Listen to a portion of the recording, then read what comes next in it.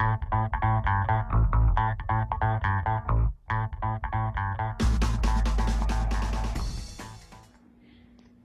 this is Cam Yurisic coming at you from Columbus, Ohio. Proudly representing the Ohio Association of Medical Equipment Services, serving the state of Ohio. We really want to thank Rose and Jim and Sarah for all their incredibly hard work to launch this virtual conference, for the opportunity to collaborate with the state and other regional associations. Definitely an unprecedented event for an unprecedented year. And I really want to put a shout out to all our great exhibitors and sponsors for supporting us. Whether we're virtual or in person, we could not do this without them. So thank you to all those incredible organizations. Let's have a great conference.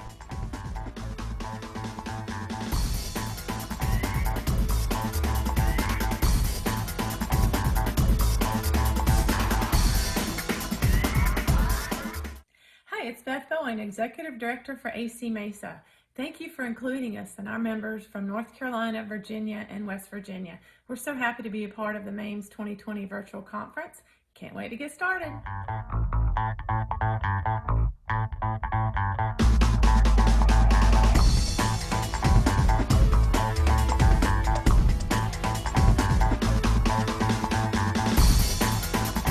Hi, Beth Bowen here from At Homes. My friends from Tennessee are so excited to be part of this MAMES 2020 virtual conference. Let's go.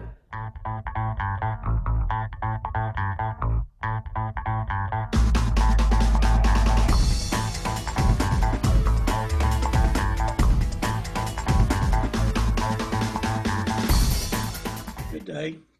This is Mike Hamilton in the Birmingham, Alabama suburb of Vestavia Hills. I'm the Executive Director of the Alabama DME Association, better known as ADMEA. We're very pleased to be part of this pioneering virtual event.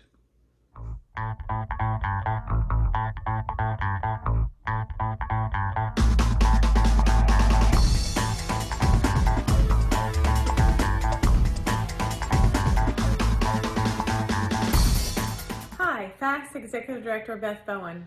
While we can't meet face-to-face in sunny Florida right now, we are so happy to be a part of MAMES 2020 virtual conference, and what a great agenda they have prepared.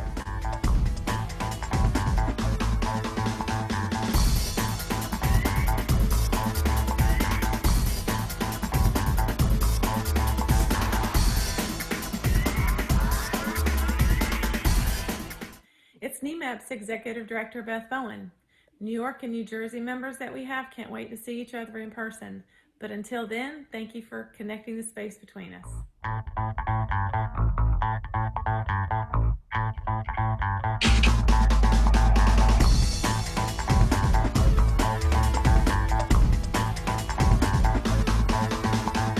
Hello everyone, this is Cam Yurisic with the Great Lakes Home Medical Services Association, representing the states of Illinois, Indiana, and Michigan, coming at you from Columbus, Ohio. I want to thank everyone for joining us today. We're super excited to be a part of the MAMES 2020 event.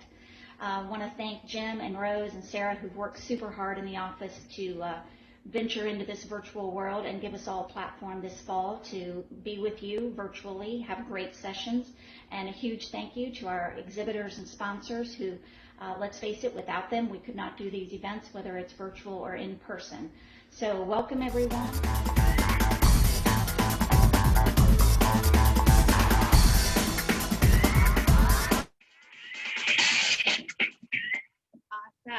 Welcome everyone. We're just going to give 1 minute here for everyone to come on in and take their seats.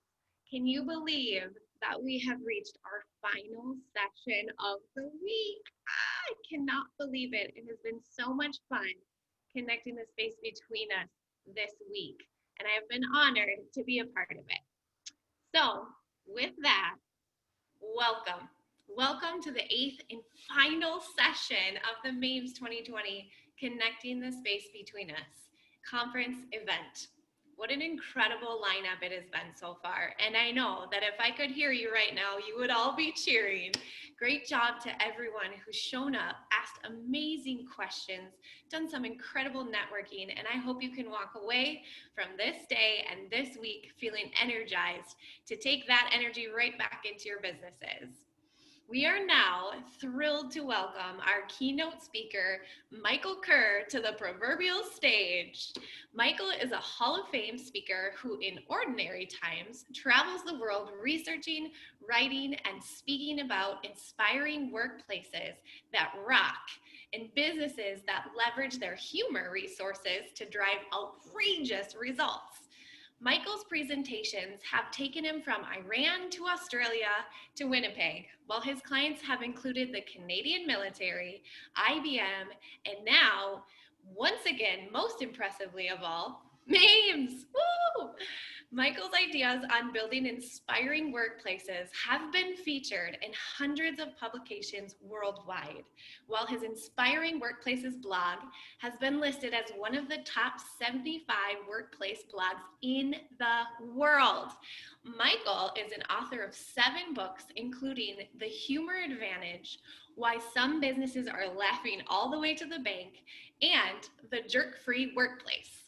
Please help me welcome Michael Kerr to the stage. Take it away.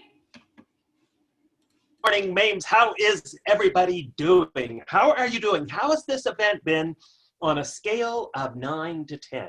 I hope it's been at least a 9 on a 9 out of 10 scale. It is a thrill to be with you here this morning. I so wish, as I know you do too, that we could all be together in person where we could shake hands and high five and hug and maybe lick each other's faces and okay, maybe we wouldn't be licking each other's faces. I don't think we'd be doing that even in normal times, but you know what I mean. It would be awesome to be together in person, but let's be grateful. Let's be thankful that we have the next best thing, that we live in the age of Jetsons and we can still connect with this amazing technology. So I hope you're doing at least a 9 out of 10 on this beautiful, I'm just going to assume it's a beautiful Friday morning, October 9th. It is official, in case you are wondering, this Friday, October 9th. It is official World Egg Day, so make sure you have an egg today. World Post Day, Leif Erikson Day to celebrate the famous explorer Leif Erikson, Chess Day, and you gotta like this one, International Beer and Pizza Day. So what a perfect way to end the week with a little bit of beer and pizza. Now, as we go through my presentation, I want to suggest that we have a little drinking game. Now, I'm assuming most of you aren't into the hard stuff yet. It's early for many of us. But here's the way it's going to work. If you have a coffee, a tea, a juice, a water, a refreshing beverage of your choice, every time I say the words unprecedented, laughter, or pizza, because it's International Beer and Pizza Day, I want you to take a big, exaggerated drink from your drink. It's just going to be on the honor system because I can't check to see if you're doing that, but let's just do that just to be a little goofy. So I want to start with the big masked elephant in the room before we get into the topic of putting humor to work for less stress and more success, although of course this is very related. I understand that many of you are thinking, you know, let's face it, there's been a few challenges the last few months. It's been a difficult year. 2020 was not what it was cracked. It was not what it was billed to be. So I understand that some of you are thinking, have been considering changing your logo to something a little more along the lines of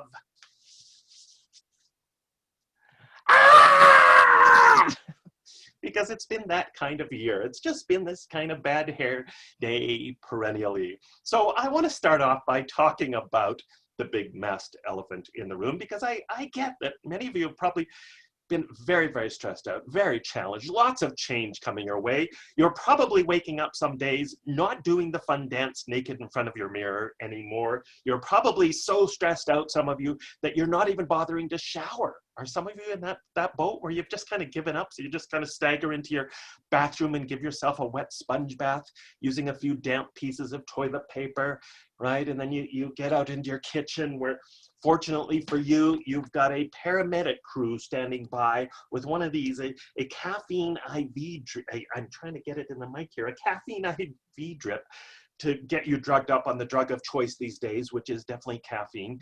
And then you might be having these days where you really just want to kind of vote yourself off the island because it's just been a challenging time. So I want to give you a few tips, a few strategies to help you cope with all this change and stress, but not just for today, for forevermore. I travel the world researching, writing, and speaking about inspiring workplaces that rock, as you heard. And so I want to talk about how humor can help us, not just right now, but forever more in your business, in your work life. And before I go any further, I'm going to fix this because it looks a little frightening. Do you know, people actually ask me if this is a toupee? And I got to tell you, I'm starting to get offended sometimes because I'm thinking, if I had a toupee, why would I have one that looks like this? Talk amongst yourselves. So let's start with where we're at. I'm going to share my slides here now, just very, very smoothly. Here we go. I want to just start by reminding you that there's really nothing normal about this crazy situation that we find ourselves in this 2020. There's nothing normal about this. So if you find that you're having 18 different emotions in the span of an hour on any given day, that's normal. You're probably supposed to. I would be worried about you if you weren't experiencing a range of emotions these days. Let's just acknowledge that. Let's just own it, that this is just a crazy, wacky time. And I want to remind you of that quote. You may have seen this on social media, that we are all in the same ocean right now, but we are not all in the same boat.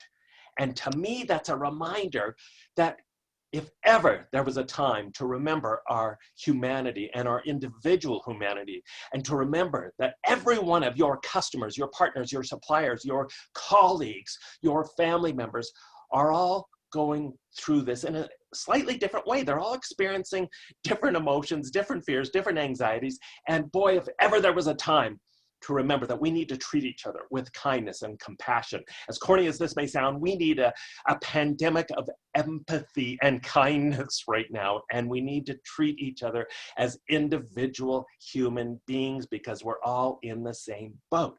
I think this has been a great reminder of some important stuff. And so I want to challenge you to remember that the importance of our relationships, of our families, of our neighbors and friendships, the importance of our health.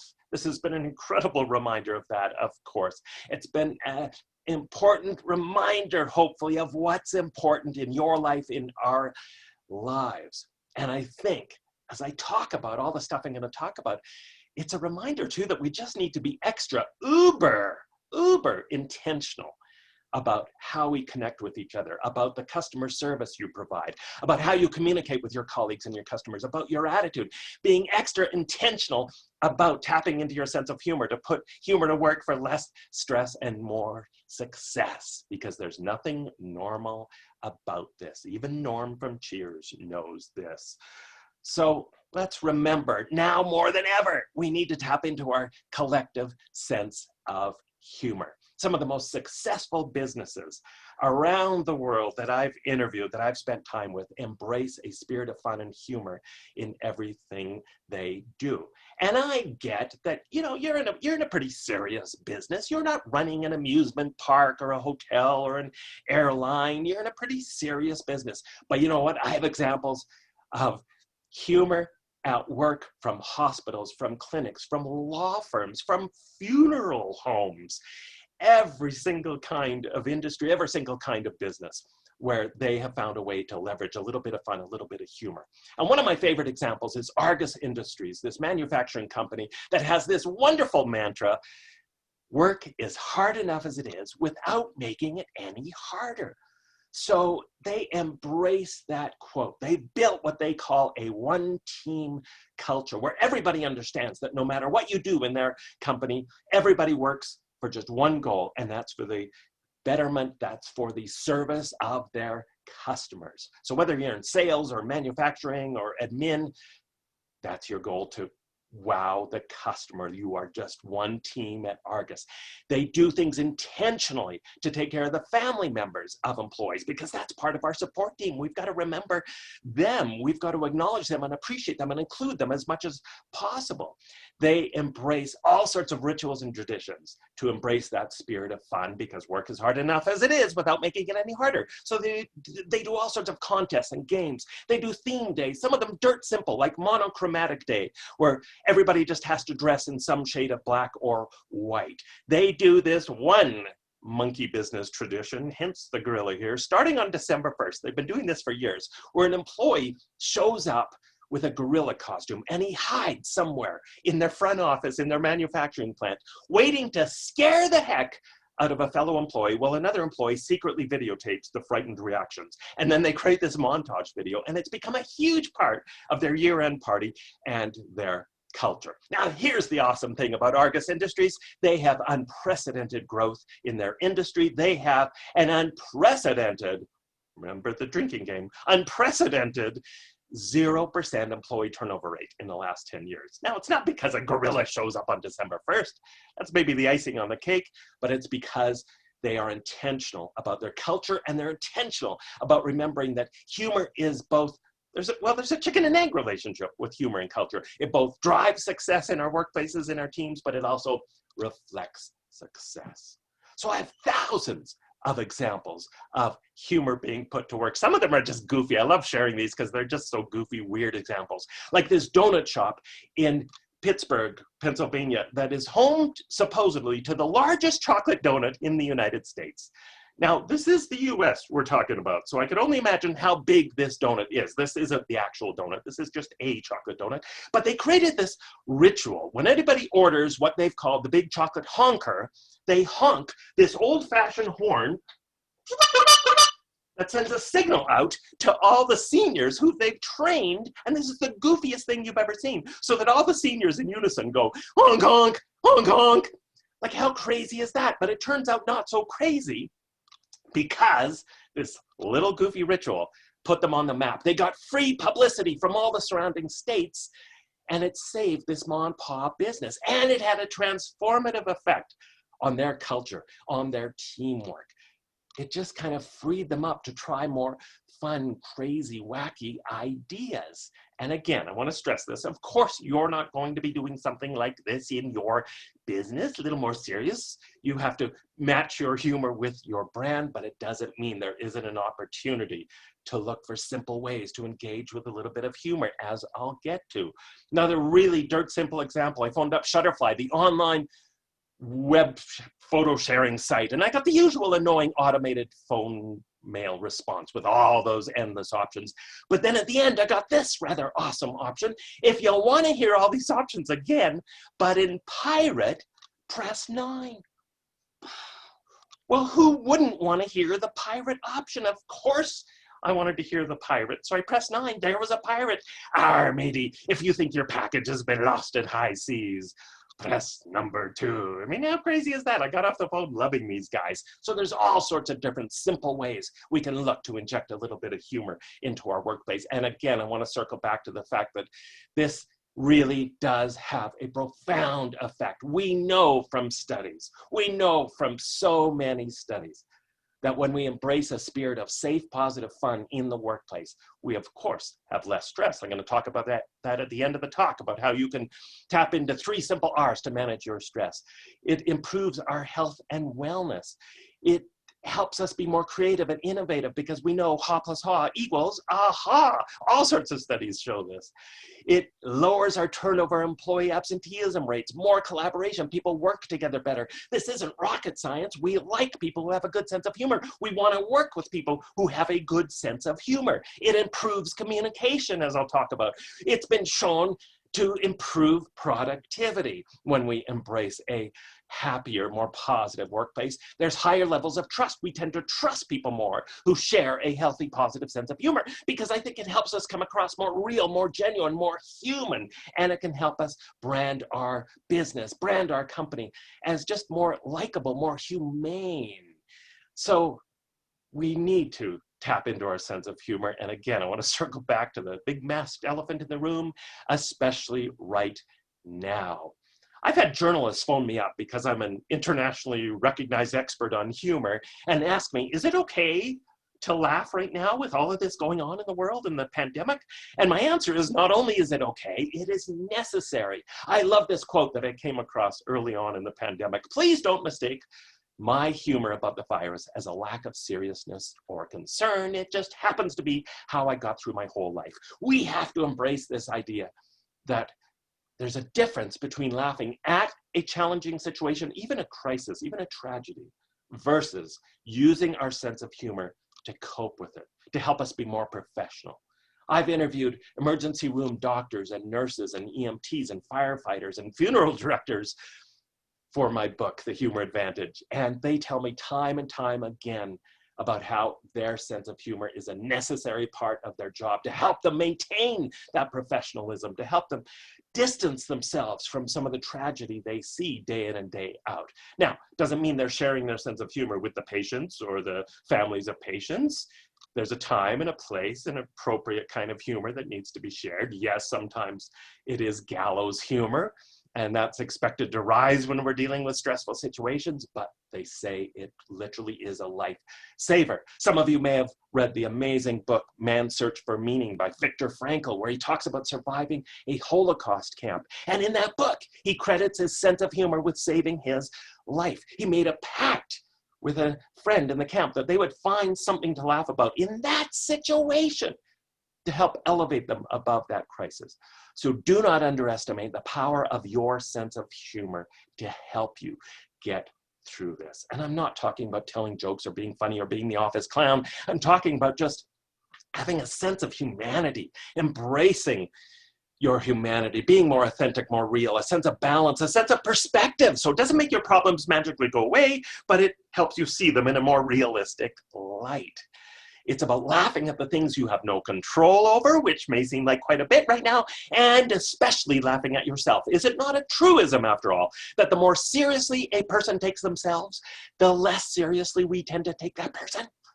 Which is a little bit ironic because they're taking themselves seriously in the hopes that everyone takes me seriously. And the reality becomes, we're not taking you seriously because you're taking yourself so seriously. And I am so grateful that so many people in our wonderful society have stepped up to tap into their sense of humor during all of this. There's so many fabulous examples out there. People adapting to the new technology, meeting via video. I love this. Forgetting to mute is the new reply all. That just cracks me up for some reason. Or people learning to work at home for the first time with their children and spouses. I love this very creative mom. Mom is in a meeting right now. Do not enter. The answer to your question might be here, upstairs, in the wash. I don't know what's for dinner. In your bedroom. No, a piece of fruit. That's just so cool. I love that. Or, of course, trying to train our pets on how to cooperate when we're doing this video stuff. Or you can get really silly. I love this story. Every time this woman goes on an important video meeting with her company, her goofy husband will dress up in some silly costume and just appear in the background and pretend to work just to get on the video. That kills me. And, you know, there was concerns early on that people were stockpiling different supplies, different products. So this music store owner got very concerned that there was going to be a shortage. There was going to be a run on accordions. How tragic would that be? So there's all sorts of humor about coping with the new reality. They said a mask and gloves were enough to go to the grocery store. They lied. Everyone else had clothes on. Or the creative ways people are encouraging people to social distance with a little bit of humor. I know in Canada, they've converted it to units of moose lengths or hockey sticks. In Australia, the length of a kangaroo. And lots of businesses have converted it to whatever their service or product provides. So creative, so fun, and there's relevant humor. I love that, right? At this movie theater now playing No Close Encounters of Any Kind. So there is so much we can still laugh at through all this. And I encourage you to find the humor wherever you can. It's a great time, ironically, to practice your sense of humor, I think. And I want to stress, though, it's really important to practice safe humor right now. I'm a member of something called the International Group of Humor Studies, and humor researchers have identified 4 different styles of humor. 2 of them are positive, 2 of them are very negative, though, things like sarcastic humor. Now, I want to suggest is not the time for sarcastic humor, because we need to mean what we say and say what we mean like never before. When everything seems so crazy, when we're not surprised by the newspaper headlines anymore, It's important to say what we mean and mean what we say, or people are going to take you seriously. So practice positive humor, humor that builds your team together, humor that supports your customers, that helps out your partners, your suppliers, that helps out everyone around you in a nurturing, positive way. And again, laughing at yourself is a really good way to do that.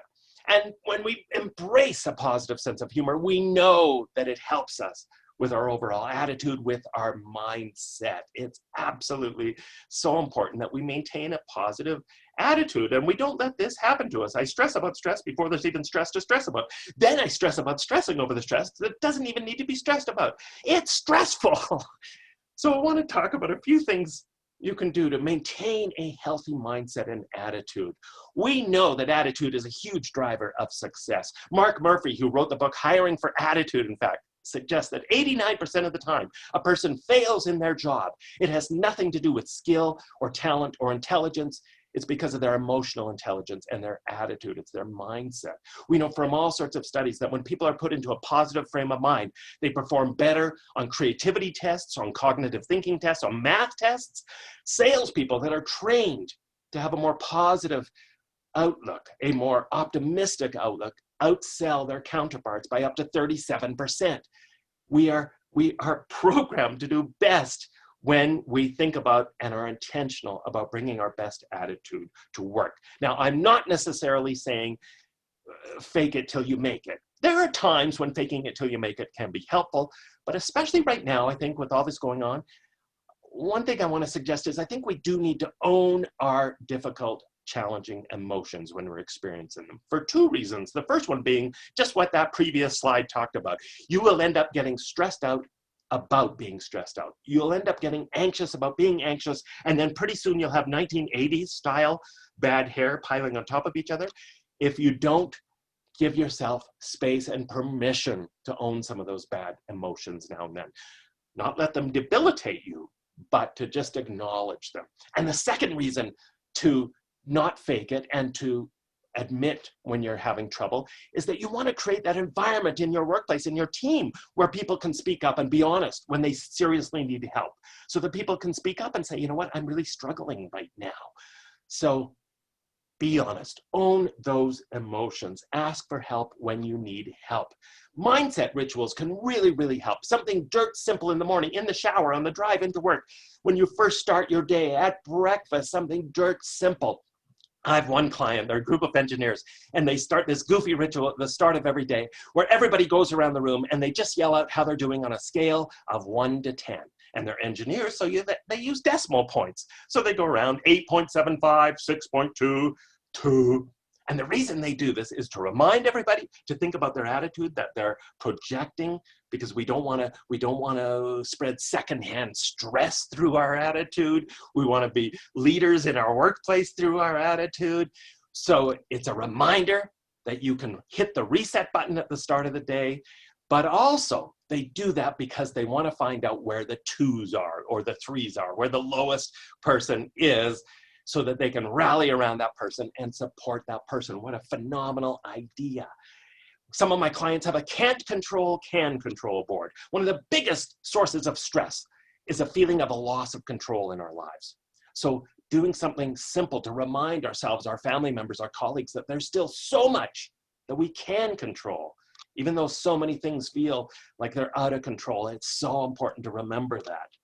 Visible reminders. So maybe it's just something, a fun mascot, a fun quote of the day, a fun goofy poster to remind you to just think about your attitude a little bit. Again, not fake it till you make it, but to just be aware of your attitude and just to, hit the reset button if you need to. There's a company in Copenhagen, Denmark, that transformed their workplace culture in 4 months. And one of the dirt simple things they did as part of this transformation was they put up plexiglass cases everywhere throughout the office.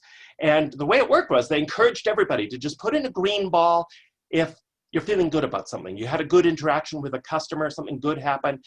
But if something bad happened, something upset you a little bit, you put in a red ball. And it just became a really simple reminder to everybody and a barometer to just kind of see how everybody was doing. Dirt simple, but they loved it. And they've been doing this for 10 years now.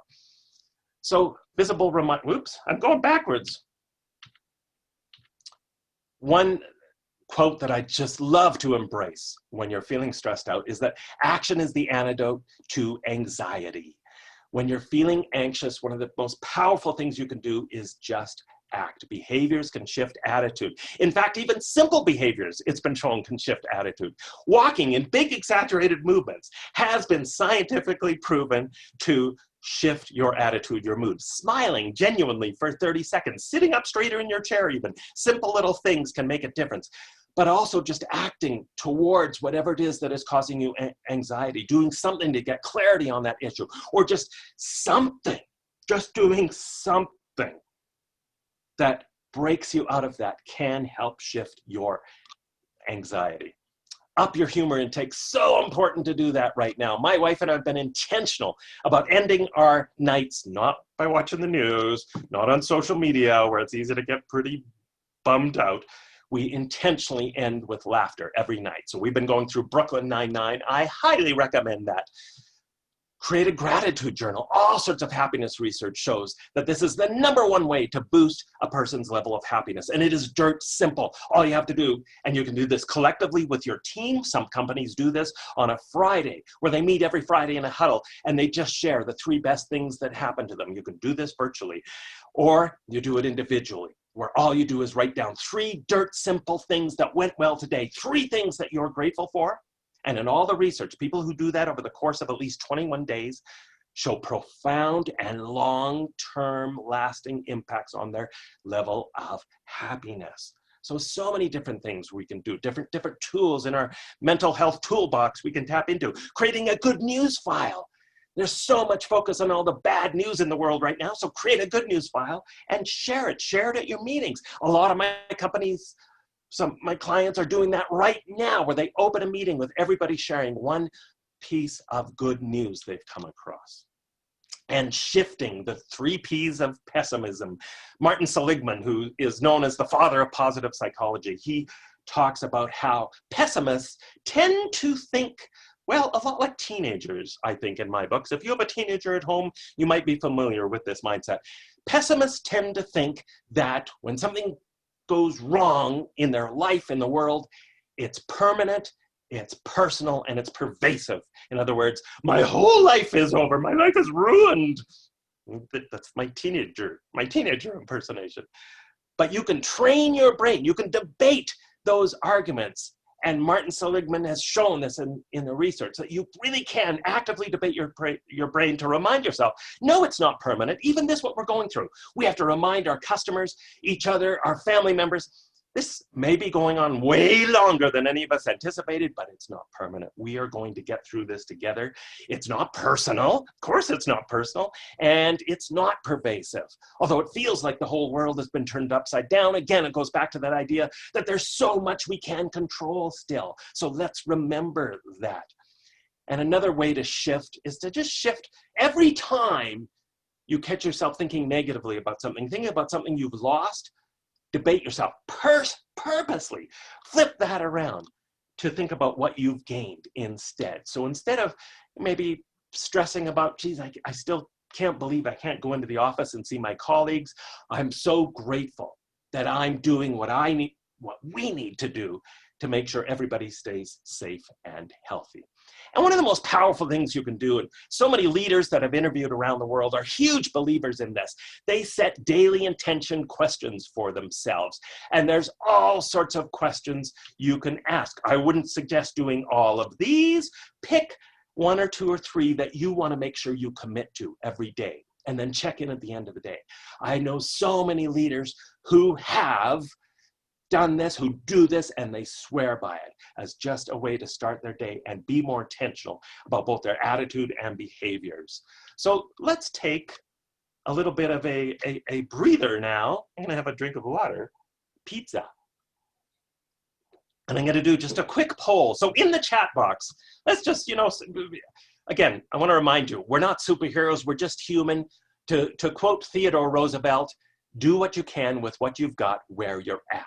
That's a great quote to remember when everything just seems to be going crazy. But If you were a superhero right now, what ability would you most like to have that would help you right now? The ability to fly, to be invisible, to read people's minds, maybe so you could understand what your colleagues or customers really want, or to clone yourself, because you definitely need more of you to help you get through this. So let's just take a few minutes. In fact, I'll even provide some game show music as people put their answers into the...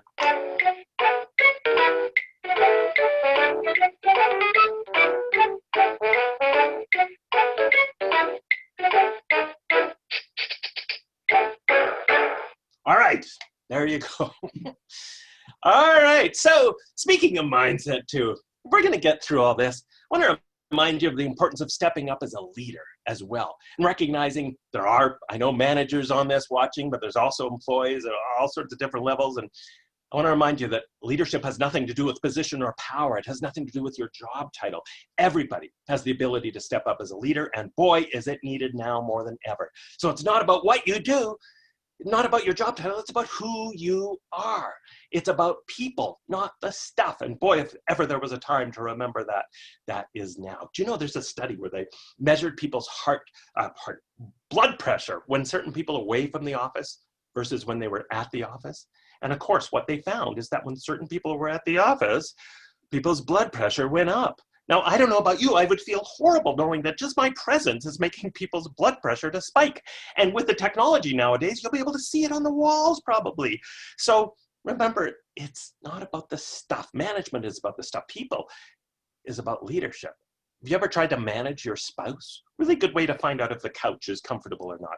So now more than ever, we need to connect at a human level, and remember that that is the fundamental essence of good leadership, connecting at a personal, authentic human level. It's about thinking long-term, so thinking beyond all of this, seeing the entire pie, not just your piece of the pie, but what's good for your entire company, back to that one team concept from Marcus Industries, and thinking about your culture, because we know culture is a key driver of success. It is your number one advantage, especially now.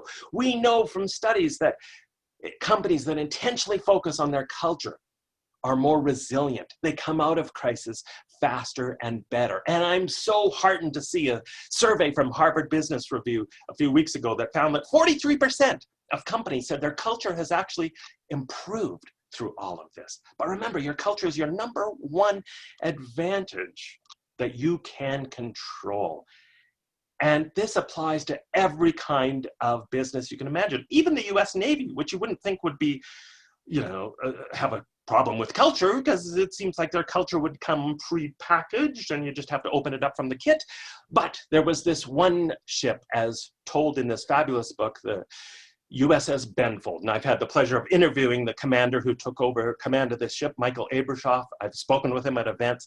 Incredibly inspiring leader who recognized there was a culture issue with the USS Benfold. They had a horrible crew retention rate of only 9%, safety, disciplinary issues. So he set a goal to turn this ship around, both metaphorically and literally, one suppose.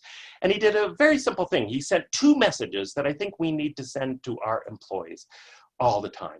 This is your ship. We have to give everybody a sense of belonging, and I want your ideas. The more we ask each other for ideas, it's one of the simplest ways not only to get good ideas, but to show that you value each other's opinion, that you respect each other's opinion. That gives people a sense of belonging and encourages them to think in that 1% improvement mindset. And that's what he did. He said, I want your ideas. I don't care how inexperienced you are, young you are, bring me your ideas. And then he had a conversation with every single crew member. And he asked every single crew member 3 simple questions. What's the number one thing you like, don't like, and one thing you'd change?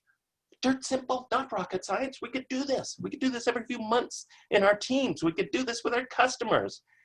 And then he listened, and they went about implementing some changes. They focused relentlessly on better communication, recognition of each other, and yes, even in the Navy, having more fun. And in about 1.5 years, they went from being the worst performing team to the best, worst safety issues to the best record when it comes to safety. And a 9% crew retention rate turned into a pretty hard to argue with 100% crew retention rate, because they focused relentlessly on their culture, and again, putting humor to work for less stress and more success, even in the Navy. So I don't think we have any excuse not to do it in our businesses. And it comes down to, when we talk about humor and successful cultures, what our values are, and making sure, are we communicating them relentlessly to each other, turning them into stories? Are we modeling them, living them out loud, so they aren't just cheesy slogans? And are we treating them as lines in the sand? And are we, when it comes to culture, this is so important, creating a sense of purpose for everyone? An international Mercer survey found that was the #1 motivational influence for people, was having a sense of purpose in our jobs. This started at a children's hospital. I love this story, where the window washers dress up as superheroes to wash the windows. This idea has spread all over the world, and think about how their sense of purpose has been transformed. Instead of feeling like just the window washers, they now feel like they are part of the team on the inside that is helping a sick child feel better in some small measure. So we need to remember the importance, especially when things get a little chaotic, I think, of focusing in, being crystal clear on our purpose and celebrating that purpose, and communicating about our purpose. Absolutely critical. And yes, communication is everything, especially during periods of change, but even not just during normal times. Communication is the key driver of success. We have to make sure we are communicating like never before. We know from all sorts of studies, it's the single biggest predictor of future success in teams, the level of open and honest communication. There was a study by Press Ganey of 139,000 patients in hospitals, and they found the 15 top factors, the 15 top factors in terms of customer satisfaction in those hospitals, patient satisfaction, all were related to communication and service. We have to remember the importance of communication within our teams, within our workplace, but also with our customers. And we have to remember, leaders tend to under-communicate by a factor of 10 during a period of intensive change. So we've all got to step up and remember the importance of investing in communication like never before. This is the Vasa warship, beautiful wooden warship built in Sweden, in Stockholm, Sweden. They have a fabulous museum there. And in the 1620s, there was a ceremonial launch for this ship. So everybody gathers on the shore in Stockholm, and they watch this ship sail off with some family members of the crew aboard. And in sight of everybody, the ship sinks. And tragically, 30 people lost their lives. And people on shore were probably going, was that supposed to happen? Is this kind of one of those Disney deals? Like, what's going on here? The punchline, the weird punchline to this story, is the captain of this ship knew it was going to sink before they set sail. In fact, they stopped the safety testing a few days earlier because it wasn't safe enough to perform the safety tests. So what happened?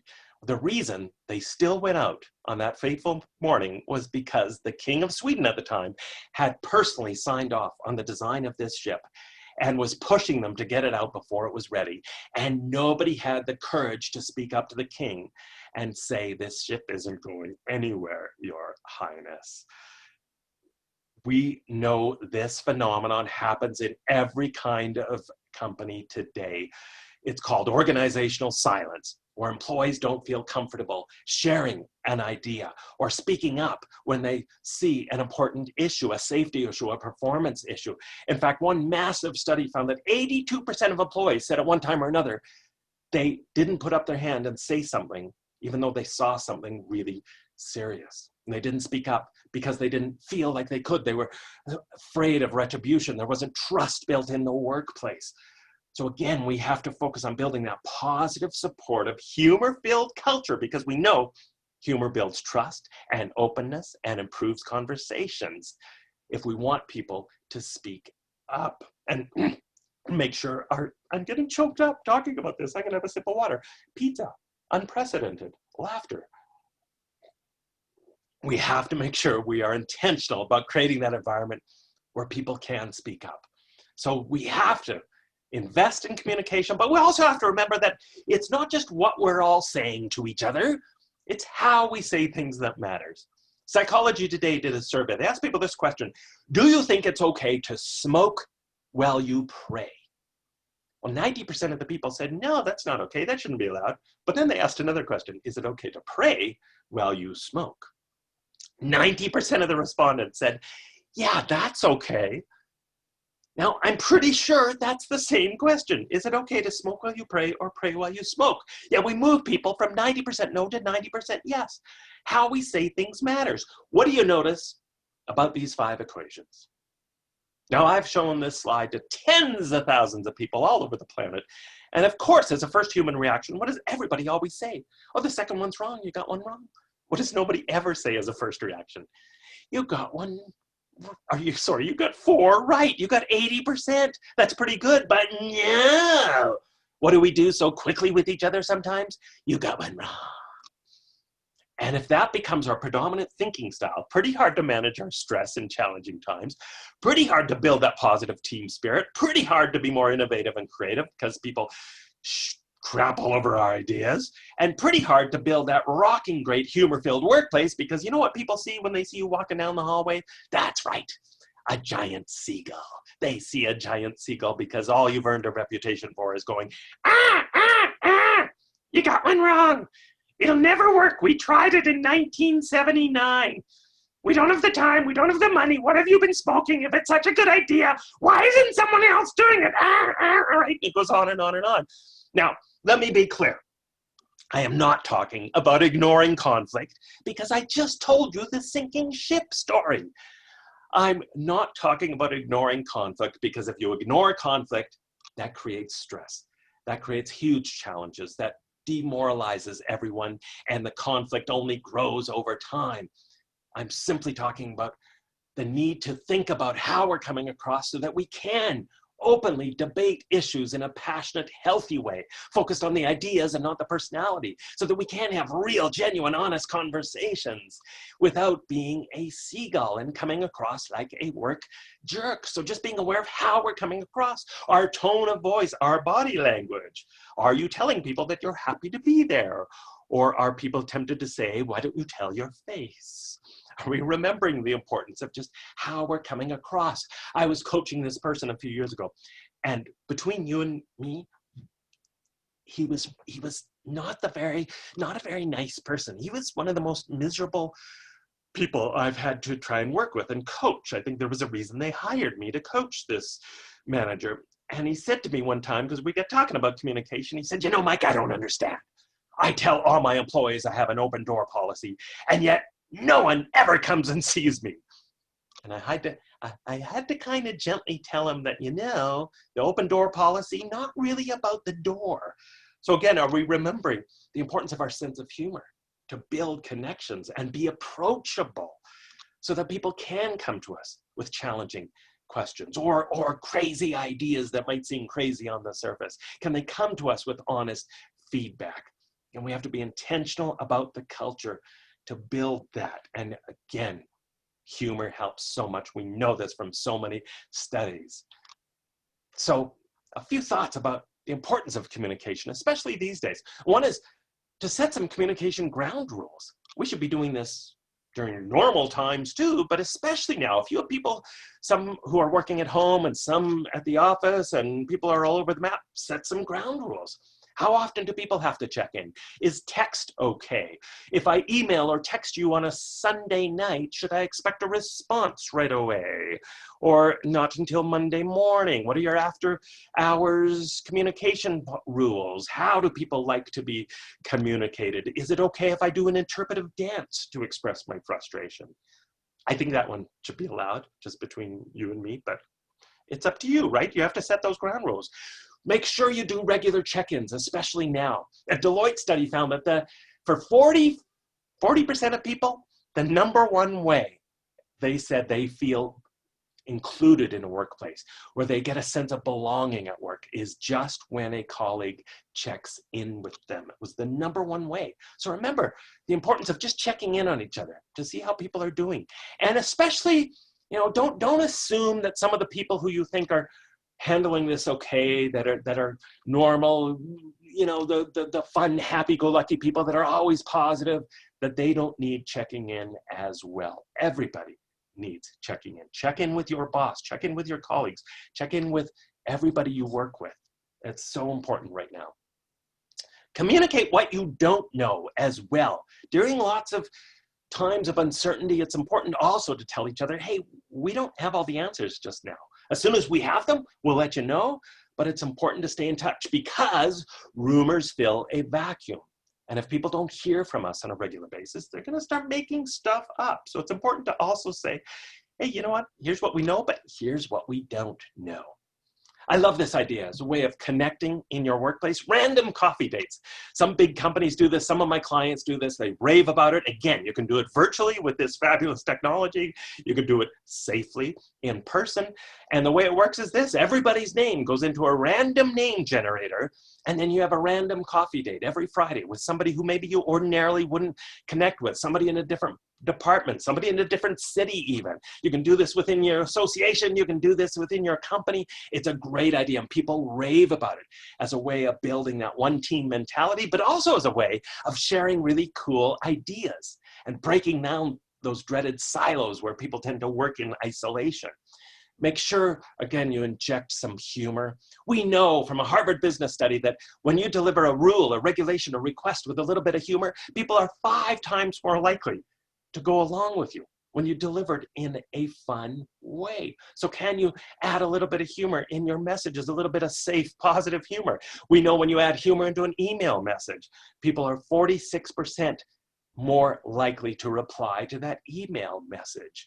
Look for simple ways for your messages to stand out from the herd, to be heard. There's a reason the advertising world spends millions studying the effectiveness of humor in ads. There's a reason that most award-winning ads contain humor in them, because it works. So if you want to communicate effectively, remember to include some humor, including in your meetings. A Scientific America study, International Journal of Humor Research study, both found that meetings that have high levels of fun in them and bantering and joking around tend to be the most effective meetings.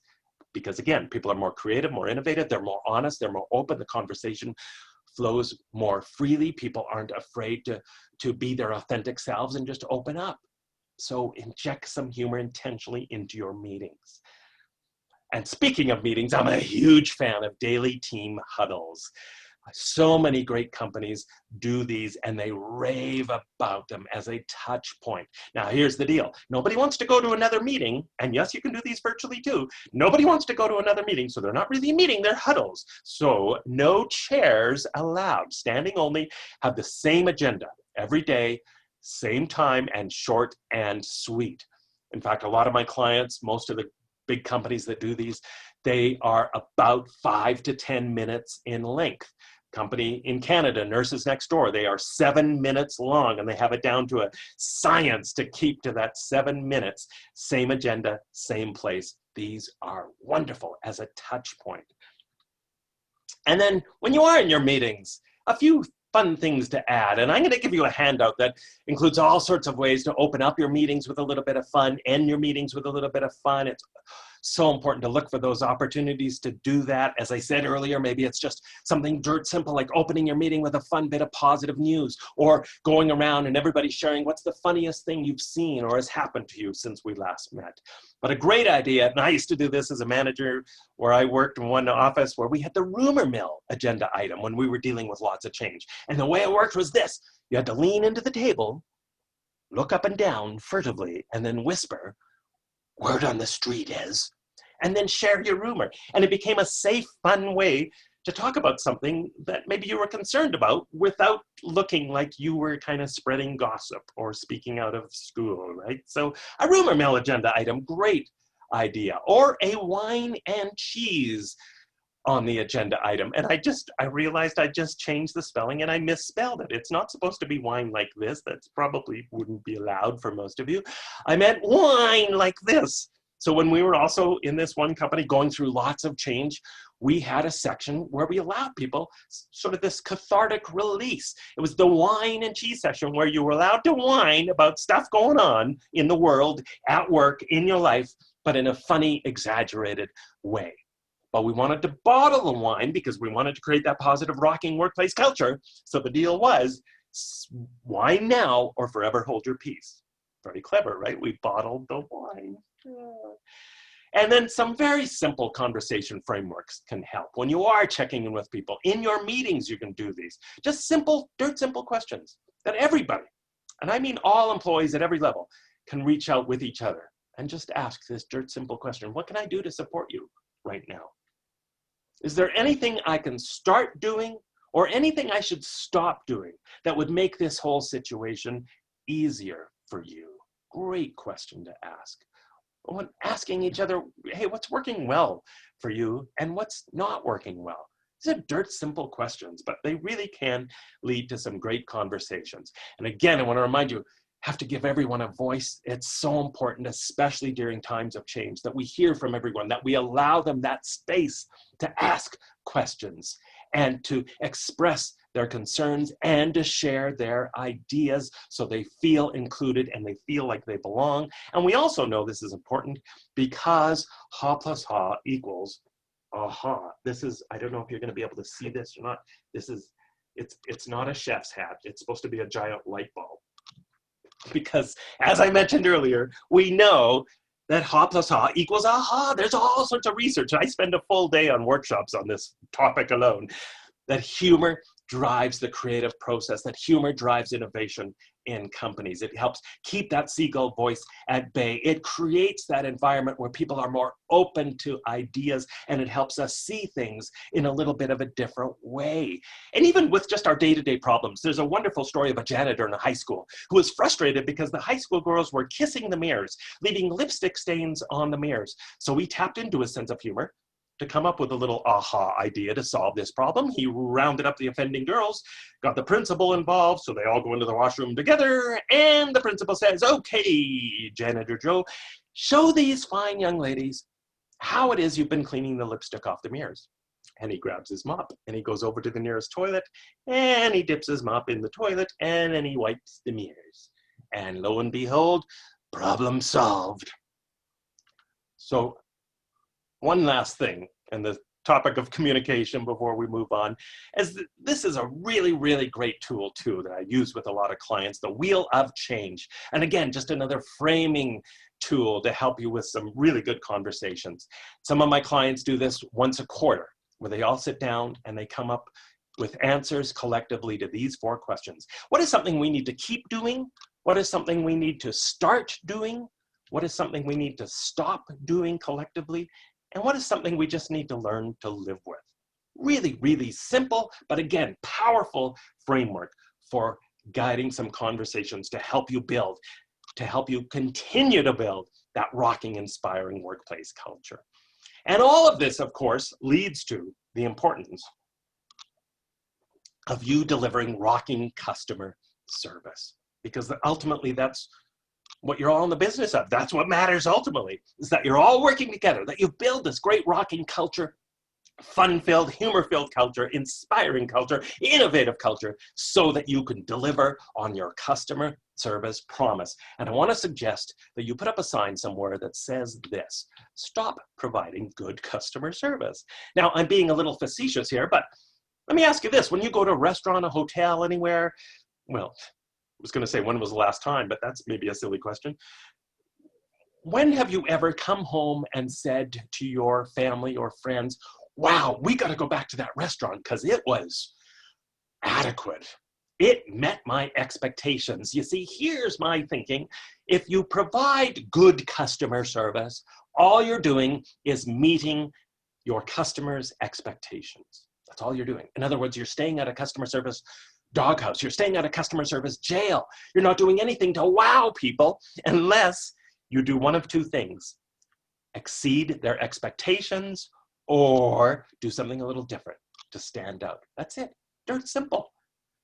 And there's a few messages I think we all need to embrace, and everybody needs to embrace if we are really going to rock it with our customer service. The first one being, it's the only reason, as I said, you exist.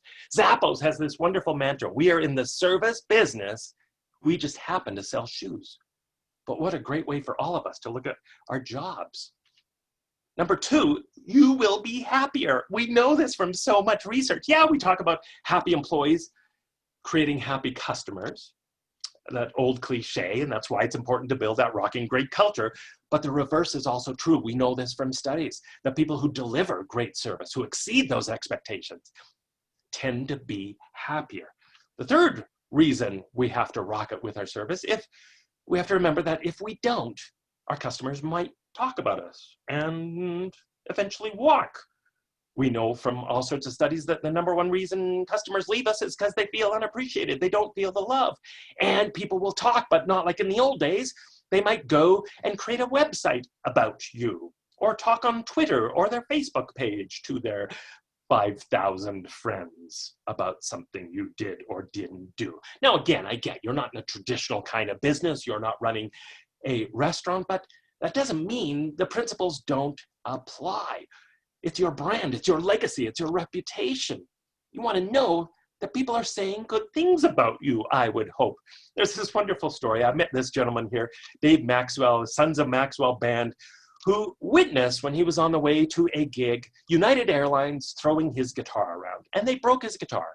He gave them all sorts of tries to make amends, and they hid behind a policy loophole. So he said, I'm going to write a song about you. And they probably thought, oh, that's nice, dear. But then he ended up writing 3 songs and turning them into music videos. His first song generated over 1 million hits within a week online. He ended up on the David Letterman Show, the Today Show, CNN, all sorts of shows.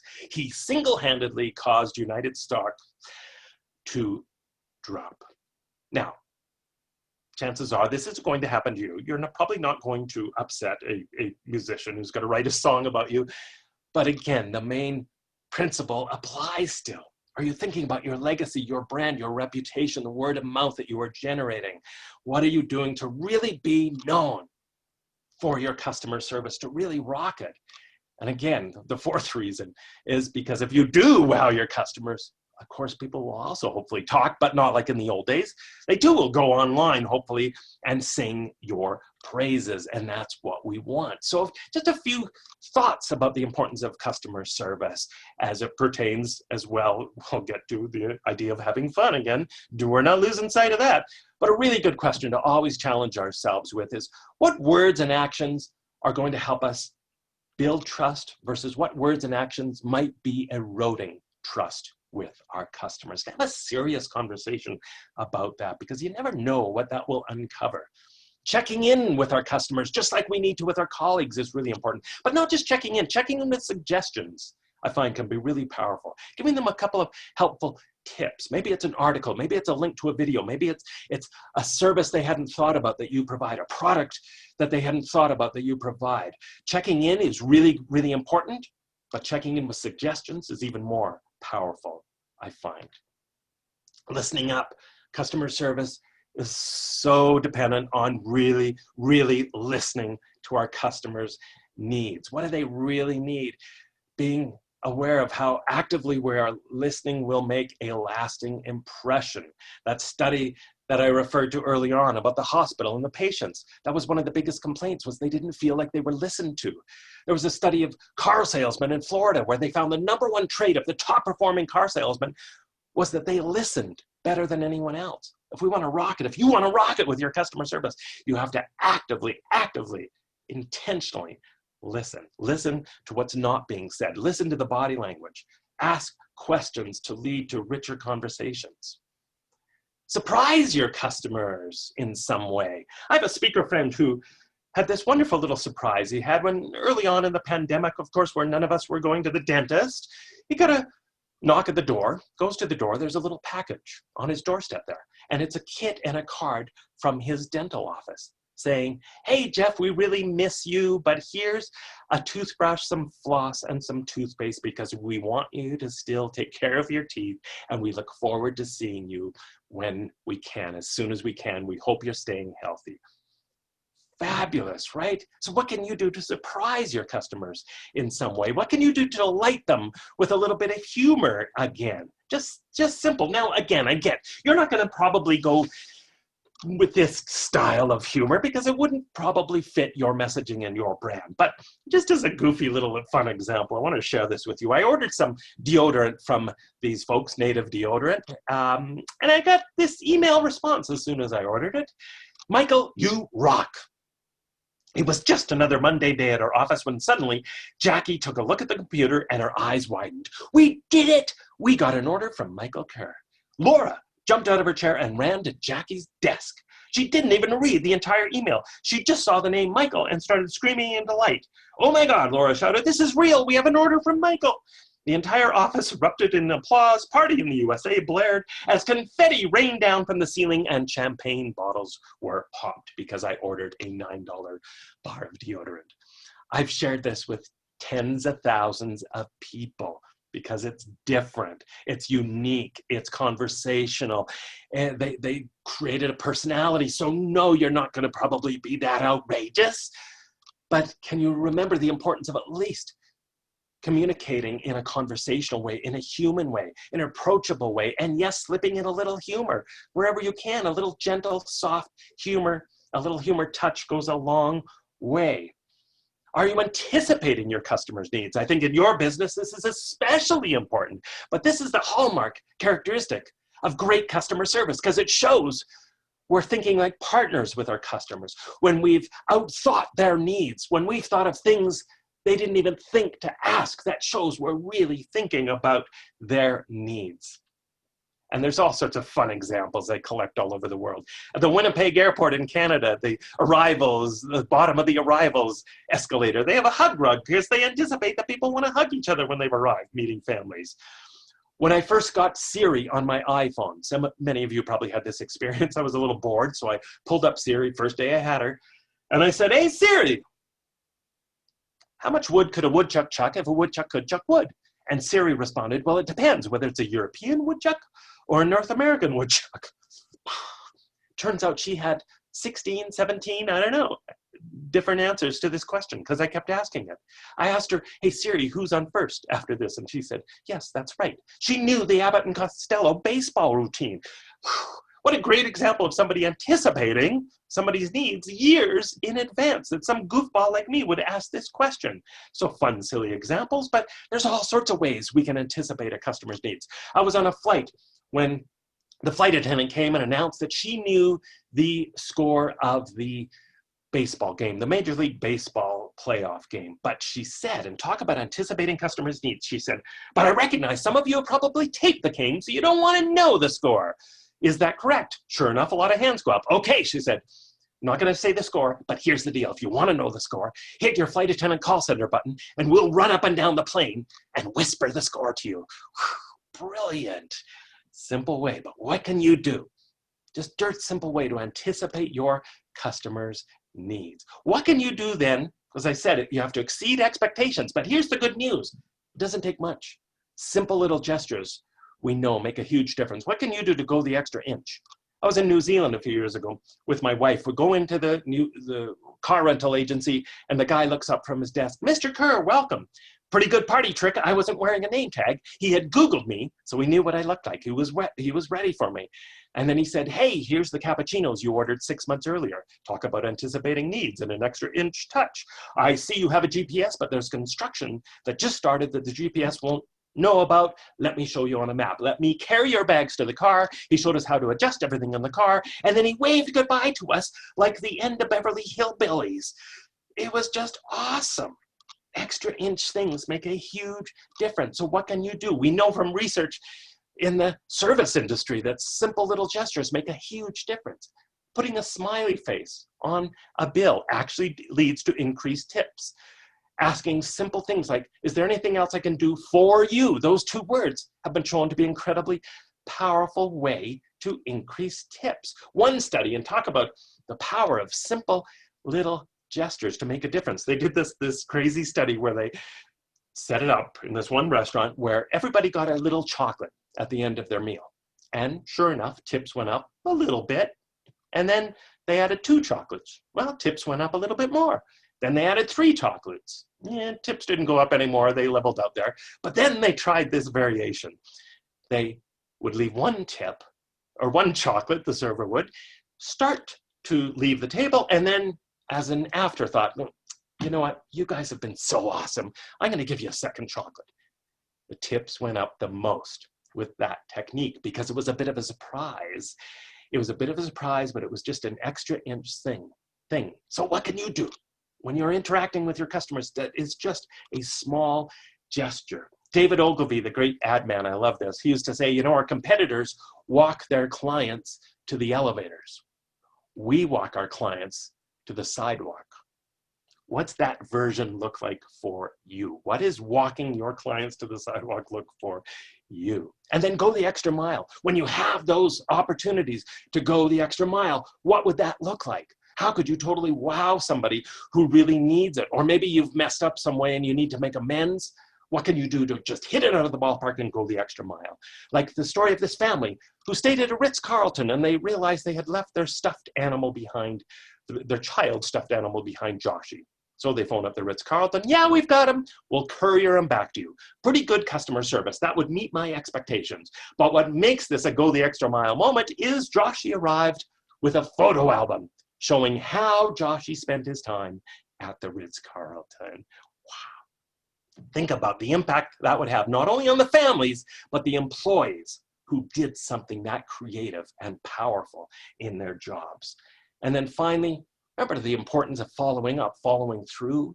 We know that word of mouth, that referrals, that this is the number one way that we generate that kind of business. And it tends to be the weakest link in many businesses when it comes to that customer service cycle. And finally, now to close things off, I want to end with a laugh again. I want to circle back to the importance of just embracing your fun. I talked about embracing your fun even in celebrating your purpose in terms of communicating more effectively and living your values out loud and creating that positive mindset. But I want to talk about the power to end things of tapping into your 3 R's to help you manage stress. And I want to remind you, humor is a triple threat when it comes to fighting stress, because when you tap into your sense of humor and laughter, it changes your emotional response to a difficult situation. There's a cognitive response because it changes how you think about something, and it changes the tension. There's a physical response. It changes how physically you feel. In fact, there's all sorts of research that shows when you laugh, you massage those muscles where you pick up a lot of tension, right? You can tell when people are stressed out. You increase oxygen going to the brain, and oxygen going to the brain at work, highly recommended. You increase salivary immunoglobulin A in your system. According to a Simon Fraser University study, laughter works faster to relax your bodies than either Valium or vodka. And according to Dr. William Fry, 20 or 30 seconds of good hearty belly laughter is the same as 2 minutes on a rowing machine. So now you know what I do? I go down to my local gym and I just laugh at the people working out. And the great news about laughter is it's sugar-free. It's cholesterol-free, nicotine-free, caffeine-free. It's just a matter of pulling that sucker out when we need it. In fact, even fake laughter has some of the same benefits as real laughter. And we know, too, that when we tap into our sense of humor, it really is a phenomenal tension breaker. And I know you have stories of this. Maybe it's dinner with the in-laws. Maybe it's a difficult moment with a customer. And then humor came to the rescue and it broke the tension. I was on a flight once where the turbulence was so bad, people started to throw up on the plane. So the poor flight attendant came out when the turbulence settled out. And she did something so simple yet so remarkable. She put down her little rag and she looked at the fear in our faces. And she leapt up onto her feet, leapt up in the middle of that plane and yelled out, "God, I love my job." And it just broke the tension. We all smiled. We all started laughing. So be that person. Know that humor has the power to do that in really challenging situations. It could be something dirt simple. Create a humor file. There's this restaurant in Texas that they change their sign. They put on humorous signs all the time. So when you see this stuff, collect it or in your travels. This is in reference to what we're going through right now. This too shall pass. It might pass like a kidney stone, but it'll pass. So start a humor file, start a collective humor file with your team. Create a humor first aid kit, stockpile it with fun stuff that'll give you a laugh. In the case of a serious emergency, we used to have a humor file, a humor box in one workplace I worked with. We'd have stuff like this. So if somebody was mad at me, I'd show up wearing this. It's like a get out of jail free card. So look for simple solutions. Create rituals and traditions because that gives everyone something to look forward to and something to reminisce about. It creates that sense of shared history and shared team experience that builds a strong dynamic culture. Maybe it's a ritual to kick off the week with. Maybe it's a hump day ritual for Wednesdays to help you get over the hump, or a Friday ritual where everybody celebrates their best things that happened during that week. So you end on a high note. Maybe it's celebrating those wacky offbeat theme days that I mentioned at the start of this. Every day, I put these all on my website, www.mikekerr.com. There's International Talk Like a Pirate Day on September 19th, for goodness sakes. There's Answer Your Cat's Question, or make up your own theme day, like Third Person Thursdays. Oh, I've got this right here. Third Person Thursdays with the offbeat theme days, where one of my clients, everybody just talks about themselves, but in the third person. So everyone talks like this. Yeah, hey, Mike's looking forward to the meeting today. Hey, Mike has an idea. Like, how goofy is that? But how could you not smile all day? It's dirt simple. The introverts can get involved, right? Because it's very, very easy. Alter ego name days. I have some clients who do this. Every Friday, everybody wears one of those name tags, and they have a different question every week. So it might be something dirt simple, like, what's your middle name? What's the first destination you want to travel to once this is all over? You know, what's your favorite comedy?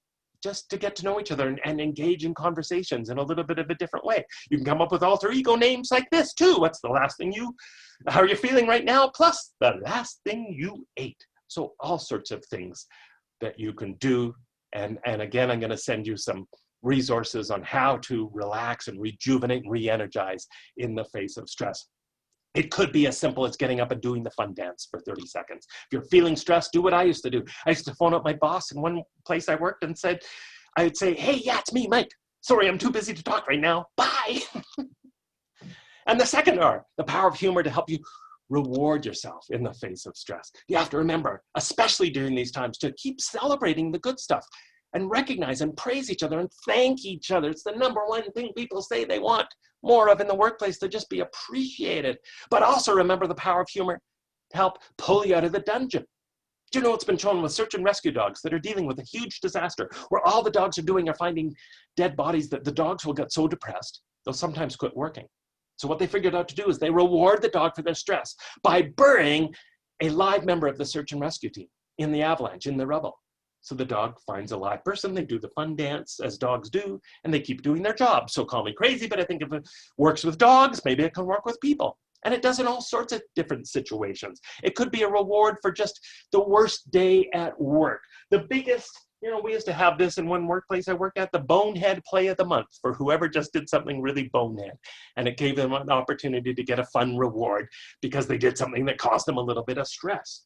So look for opportunities to do this. What are some of the things that cause people stress, and then attach a fun reward to them? And remember to create fun rewards for all sorts of ways, fun awards for all sorts of different reasons. The Ha-Ha Award for whoever best keeps you laughing through all of this. The Houdini Award for whoever magically made a big problem disappear. Whatever happened to Joe? The I Got Your Back Award for whoever best looks out for each other's physical and mental well-being. Love that award. The Punster Award. Everybody has that punster person. Usually it's a guy. Virtual Hero Award for whoever's just rocked the new reality here. The Duct Tape Award for whoever is kind of like your MacGyver and can fix anything. So come up with some creative awards that are going to fit for you, but remember the importance of celebrating, recognizing the positives and the negatives. The Exalted Order of the Extended Neck Award. There's one client that does this. It goes out to employees who ask the most challenging questions. And the final R is the power of humor to reframe. We have to remember that stress is in the eye of the beholder. It is not the stuff that's happening to you that causes you stress. It is your interpretation of what is happening to you that is the sole source of stress. Humor's in the eye of the beholder. So no wonder some psychologists believe a healthy sense of humor is the most powerful stress buster available to you, because it helps you reinterpret, reframe the things that are happening to you so you can choose a more positive emotional response. We have to remember, no matter what happens to us, no matter what happens to you, you have 100% control over how you react. And there's all sorts of different ways you can reframe. The top 10 good things about a challenging situation. Force yourself to come up with those. The bad news is, but the good news is, you've been in isolation for just one example too long when it's not, right, again, going back to those 3 Ps. reframing. So to remind yourself, it's not permanent, not pervasive, and not personal. And then it could always be worse. Exaggerate how it could be worse. I had a chance of doing this on my honeymoon in Italy when my wife fell and broke her arm in 5 places. So I had to reframe it, right? I leaned down to my wife. It was a horrible day. I said, honey, as bad as today's been, I think we need to remember it could have been worse. It could have been my arm. And I realized she still had one good arm. But practice this. It takes practice, but it really can help. And finally, I want to remind you the importance of just collecting, finding the funny out there. This has been shown by the International Group of Humor Studies to be the fastest way to grow your sense of humor. Practicing looking for the accidentally funny in the world, the stuff that isn't supposed to be funny, until you kind of pause and consider it. For example, on Christmas lights, a warning label on one set of Christmas lights we bought, warning for indoor or outdoor use only. Hotel shower caps often have the label that says fits one head only. What are people doing in their hotel showers? Church bulletin boards with accidental humor. Don't let worry kill you. Let the church help. Signs, eat here and get gas. We don't just serve burgers, we serve people. Little frightening. Doctor reports with accidental humor. This patient refused an autopsy. Well, that's a very high maintenance patient. Or this patient has been depressed ever since she began seeing me. So this stuff is everywhere. Look for it, collect it, share it with each other. Find the funny. Remember, life is too important. Life is too serious. Work is too serious to not find the funny and enjoy the journey. And let me challenge you with this thought. Even if embracing more humor in your own life, in your teams, won't lead to the success that I suggest it will, that the research shows it will, that my examples have shown around the world. What would you rather have, the same level of success and less fun, or the same level of success and at least a little bit more of fun? So I want to remind you to enjoy the journey. Please reach out with your questions. If I can do anything to be of service for you, there's my website, articles, videos on the website that you might want to check out. My weekly Inspiring Workplaces e-zine is packed full of ideas. I've got a fabulous discount going on for you for this Culture Leadership online course that you might be interested in. And Mike at Mike Kerr is where you can reach me. Reach out with your questions. Thank you so much. Remember, as somebody once said, don't take life too seriously, because as we all know and we're all being reminded of right now, sadly, we're not getting out of it alive. So embrace the positive, embrace the fun in your life.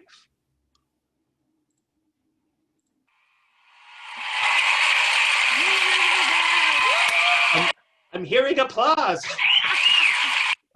Well done.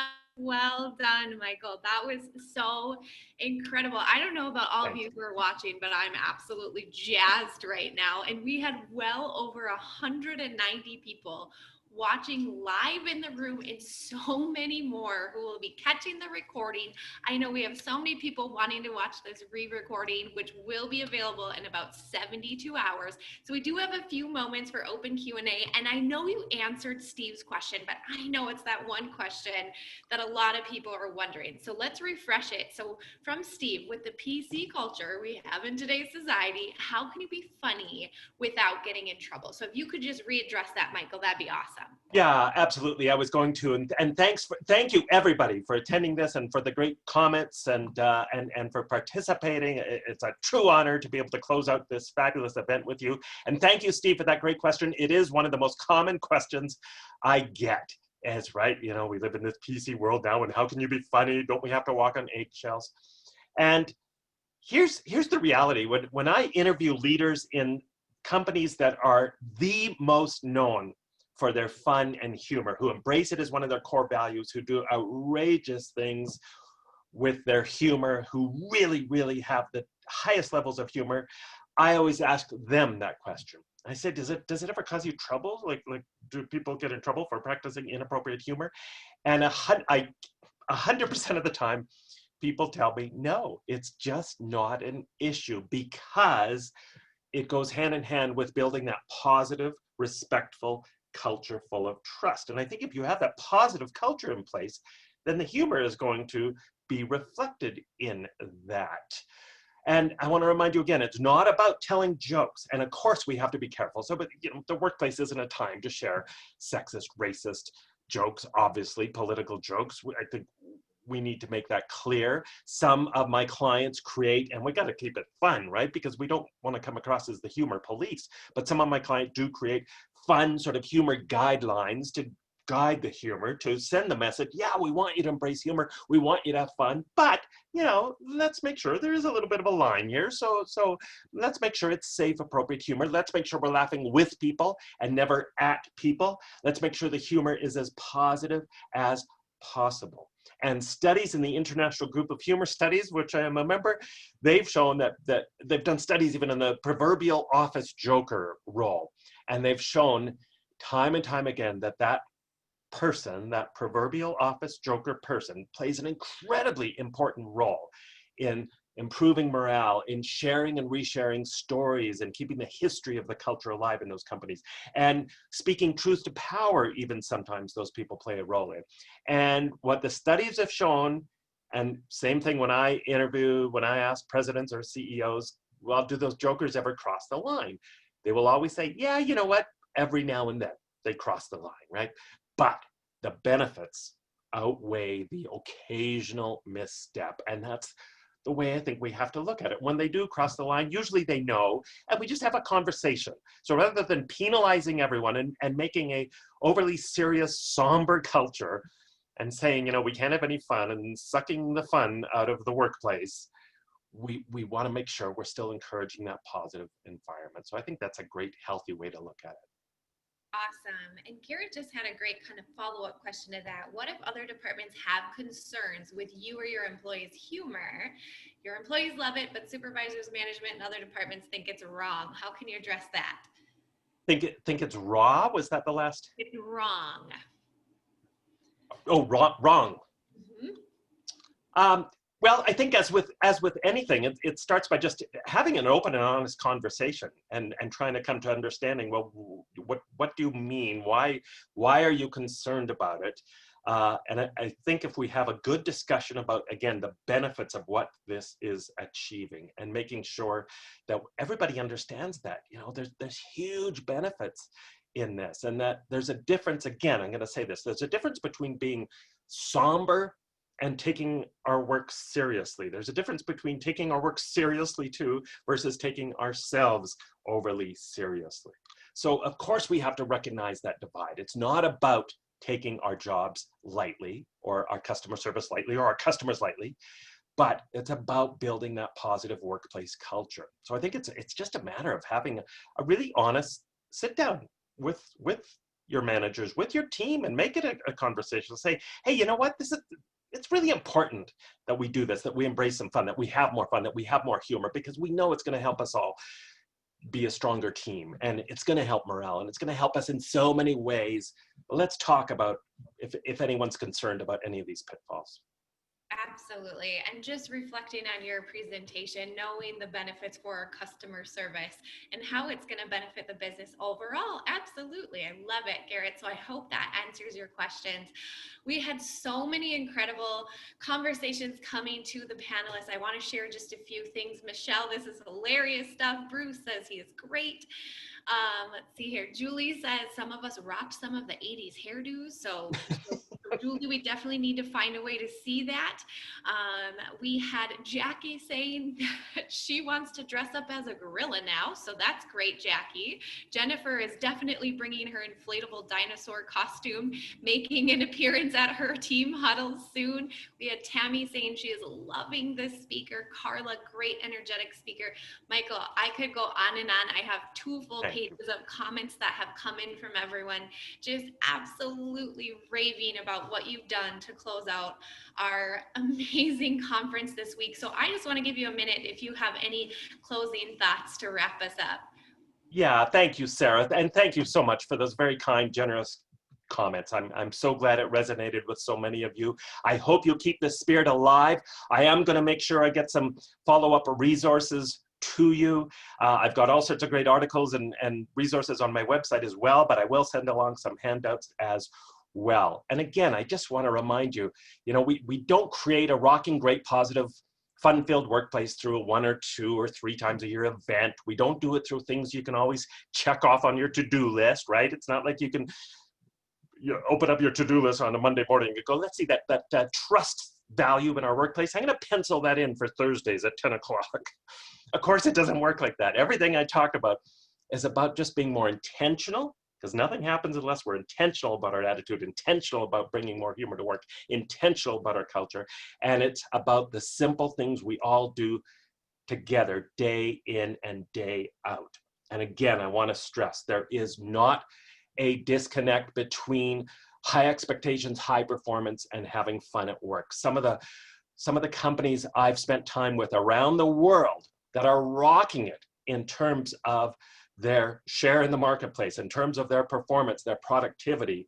So they have incredibly high expectations for employees, incredibly high expectations for their customer service, but they also embrace a spirit of fun and humor. So the two are not mutually exclusive. We can do both, and we need to do both. Absolutely, Michael. And in these unprecedented times, Oh, where's my drink? Take that drink.